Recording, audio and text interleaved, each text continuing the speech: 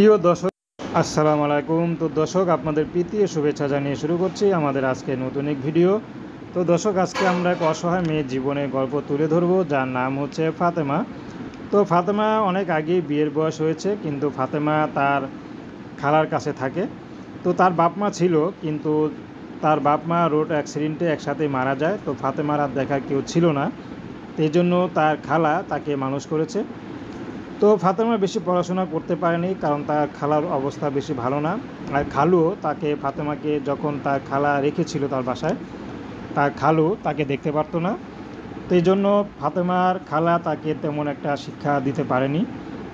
তবে শিক্ষা না দিলেও ফাতেমা বড় হয়ে মানুষের মতো মানুষ হয়েছে, কখনো কারোর সাথে প্রেম ভালোবাসা করেনি।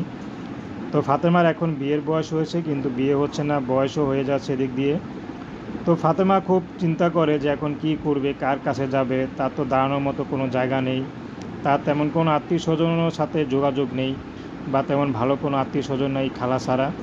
তার মধ্যে খালু তাকে দেখতে পারে না।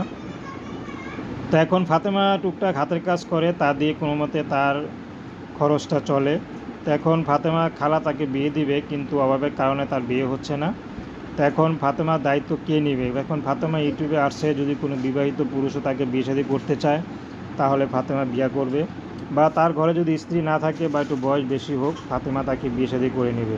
ফাতেমার কোনো আপত্তি নেই, শুধু তাকে যদি পছন্দ করে কেউ বিয়ে করে, তাতেই ফাতেমা খুশি। তো দর্শক, এই ছিল ফাতেমা জীবনের সংক্ষিপ্ত বিবরণ, সেটাই আপনাদের মাঝে তুলে ধরলাম। তো তার নাম্বারটি স্ক্রিনে দেওয়া আছে, ওই নাম্বারে ফোন দিলে আপনারা কথা বলতে পারবেন। তো দর্শক, প্রেম ভালোবাসা, সাহায্য সহযোগিতা, বিয়ে শাদী করা একান্ত আপনাদের ব্যক্তিগত ব্যাপার।